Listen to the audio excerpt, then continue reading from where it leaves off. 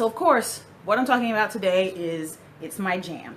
And yes, I like resurrecting words from old times and bringing them into new times. So I'm not trying to make fetch happen, but I will say that's my jam.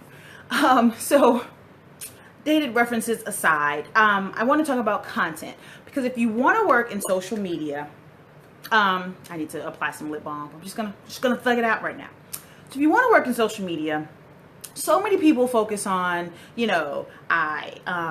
the posting and knowing the platforms and understanding the analytics and all of kind of the technical element of, being a social media professional. And that's great. But if you can't write, create video, create images for social, you're gonna hit a wall really fast. Because oftentimes when you're working in companies, you are the social media department. There isn't often, multiple people. Like, we're just now coming into a place where you can find people where it's like you have the director of social media, you have the social media manager, you have a coordinator. That's a new thing. That's not common, which is why there's a lot of job opportunity in those places, because that's something where people are starting to realize, oh, we need someone who has a strategic ability. We need someone who can help implement that strategy and work with that person. And then we need someone on the ground, out there in those social media and digital streets, being able to connect with the people. So now that they're starting to realize that's tough to heap all of that on one person, you're starting to see a little bit of separation, which is amazing, because what it does is it gives those of you who are in those situations the opportunity to collaborate with another individual. Because one of the cool things about social media, and that makes it, an interesting industry to be in, is that it's a creative part of business. Because even if you're doing B2B social media, or the unsexy social media with like utilities or commodities or anything like that, there is still an element of creation. And there's an element of creativity. You have to think of interesting ways to get the message across and to connect with people. So having the ability to brainstorm and work with other people and kind of, share that thought space is awesome. But if you aren't great at creating content, you're going to have a problem, because there's not always someone there that you can push that off to. So even if you work in an industry, even if you work in an agency, let me get my words out. Even if you work in an agency environment where there tends to be, writers and designers and people like that you can, reach out to create content, it's not always possible to get to those people in a timely manner. Social media moves fast. So something might happen in the world and, you might use memes as a part of your content strategy, and you might want to create a quick meme about something. And if you have to, the designer is swamped doing other client work, so your meme might not be top priority. And it often isn't. Unfortunately, when you work for an agency, and I'm saying unfortunately because, clients come first. So if you see something that needs to happen and you don't have a day or two to give people a heads up, or whatever turnaround time is necessary, then you need to be able to be the one to get in there and make it happen. So when it comes to content, you need to become good at creating good social content, because also social media content that's used to market through social media is not is not the same as an ad that you would place in a magazine, or even an ad that you would place online, or if you would, write copy for a commercial, or if you're writing an article. That is not the same. That's not the same thinking that goes into social media writing and content creation. So you need to find ways to hone that skill. First, so what I'm going to do is give you some tools that can help with that. So there are some tools and resources out there. The great thing about social media is that there are a lot of people, thanks for the hearts, is that there are a lot of companies who have created tools to help you better navigate social media. And a lot of them are free. Some of them are freemium, which means that there are free elements and then there are paid elements. Some of them are paid. So when you're just starting out, thank you for inviting your followers. When you're just starting out, you definitely want to do the free stuff. So the biggest thing when it comes to content creation for social media, the two biggest things are being able to write and being able to create visually appealing stuff. That doesn't necessarily mean video. I know everybody and their aunt, uncle, cousin, brother, grandmother, grandfather are all like, video is where it's at. I mean, I'm on Periscope right now for crying out loud. So yes, video is valuable, but you can do a lot with a really well-designed image.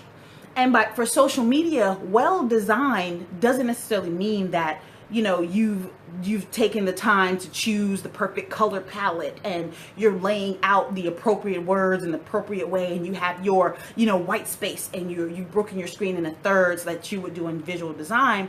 That doesn't necessarily make a great social image. A great social image is an image that catches people's eye, because remember, they're scrolling, whether it's on Facebook, Instagram, Periscope, wherever it is, the first image they see, they're scrolling. So you want to catch them. So something that's catching to people's eyes, something that will elicit a response from them, because you want them to, you know, look at it, you want them to then share it. So that doesn't necessarily mean that you have to like use some graphic designer level skills, but you do need to know what looks good. You need to know what people like. And so the best way to figure out what that is to start paying attention to the visuals that you see. Yeah, Snapchat, definitely. Snapchat and Instagram video, like those quick video platforms, Snapchat definitely, because it's like 10 seconds. So you have to really do something interesting in 10 seconds, which is why I am always hesitant when business owners and people who come to me and they're just like, so do we need to be on Snapchat? And I'm always like, no. Because it's trendy, and so jumping on things that are trendy for your business, if you haven't thought about them strategically, is a sketchy idea. Like, you have to stop and think.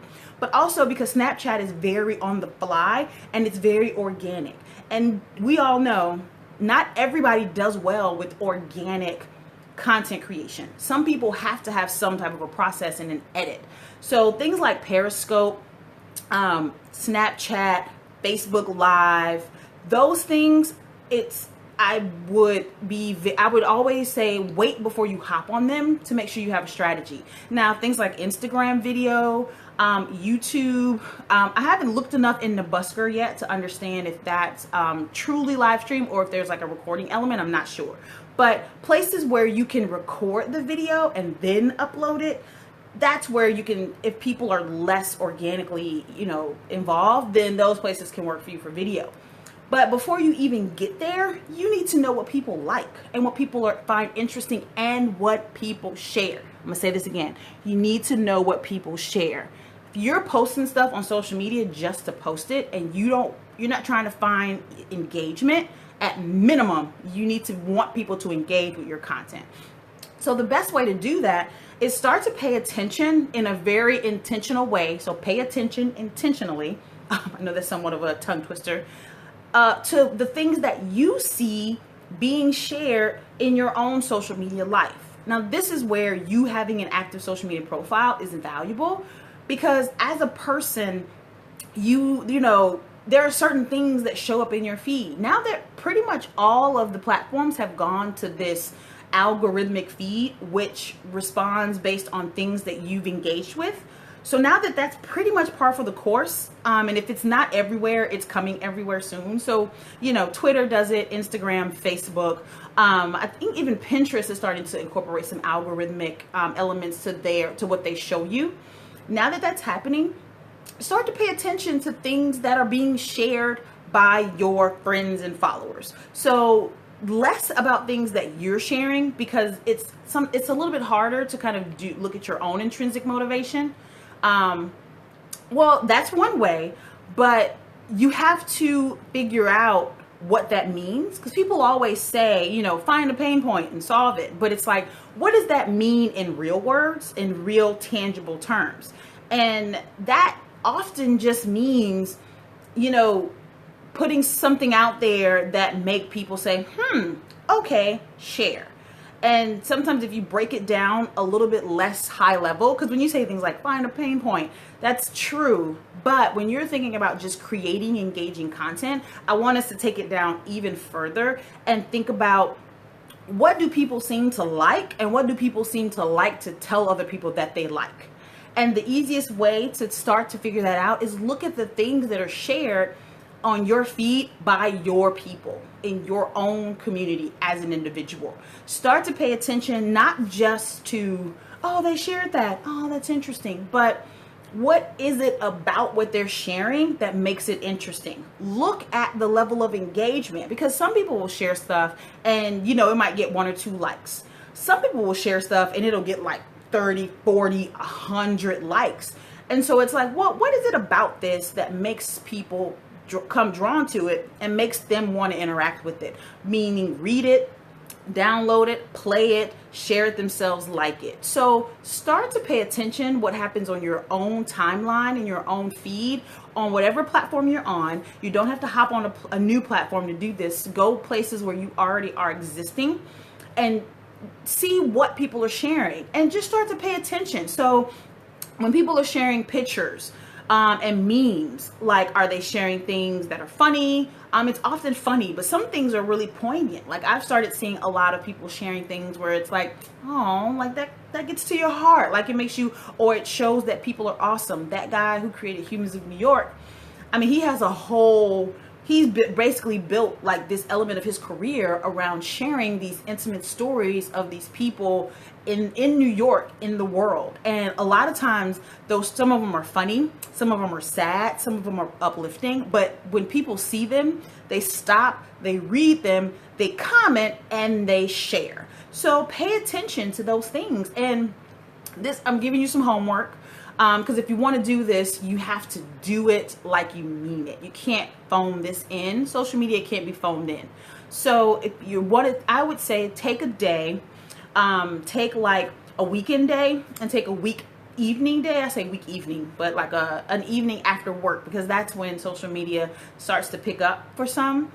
So take a weeknight or week evening. I'm saying week evening, but take after work, and also take a weekend day and observe your different timelines and take notes. Look at the things that are being shared by your community and pay attention to how much engagement those things get. So how many likes, how many comments, how many shares, and write that down and look and take note of it and like really pay attention. Like, you can't kind of halfway do this. You have to really pay attention to what it is that they're doing, because that will give you some great insight into what makes content shareable.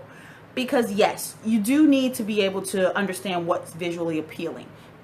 You do need to be able to write for social media. And that's the next thing I'm going to talk about. So once you've, paid attention to what people like, now you can dig a little deeper and be like, okay, what makes this visually interesting? And one way I strongly suggest, and now that Instagram and Pinterest, both of those are platforms, both of them are online, so you don't necessarily have to have an account. But pull up Instagram, pull up Pinterest next. So once you've done this initial content research on just your platforms that you're on engaging, pull up Instagram, pull up Pinterest, and look at the images that get the most shares, likes, and comments. And look at what it is about those images that, if it's like a common theme, if it's like a certain type of image, pay attention to that. And so this is another homework assignment. So once you've done that, take a day, you can just take a couple of hours. It's not like something you have to do for 8 hours straight. Take a couple of hours and look at Instagram and just like surf around, see, you can go into the discovery. If you have Instagram account, you can go like into the discovery area where you would do a search and look at the things that other people, it's kind of like shows you similar content to what your community is sharing on Instagram. But look at that.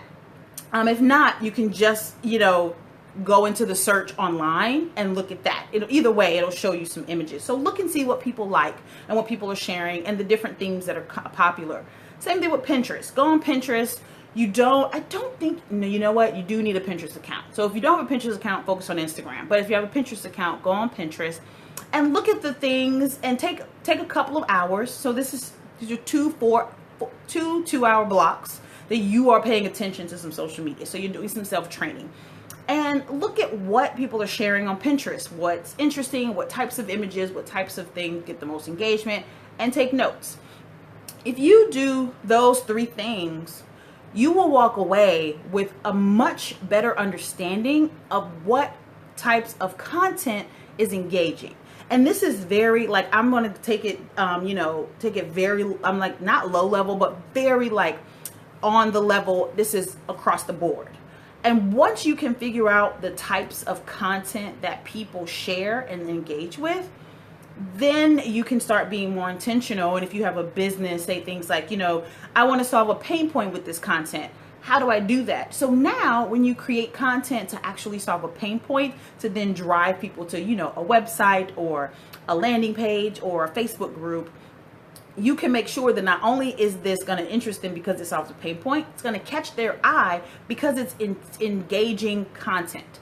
And that goes for images, that goes for writing, and that goes for video. And you can see all three of those things on Pinterest and Instagram in your feed. Now, the last thing, when it comes to writing for social media, you must remember that social media is conversation. So you need to write conversationally, but but like you understand the English language. So, and I'm not trying to be shady, because I'm a bit of a grammar Nazi. I'm a grammar Nazi. And like, I've been known to judge, like in the dating world, to judge guys based on their text. It's a problem. I'm working on it. But I'm a bit of a grammar Nazi. So I understand that about myself, and so I give people a break. But you need to be able to have a good grasp of the English language, and you need to be able to speak conversationally and even colloquially, if it's appropriate, on social media. So your social media statuses should not look like mini essays.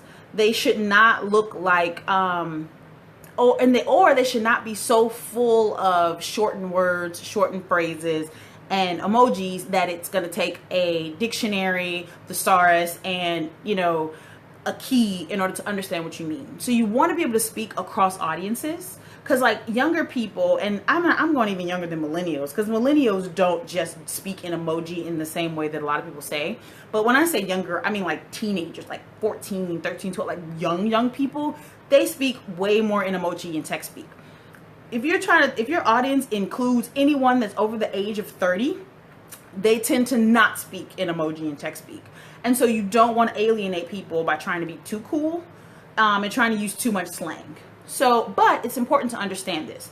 So one thing I would suggest is, when you want to consider writing, take to Twitter. Twitter's a great way to kind of get an idea of what writing is, is connecting.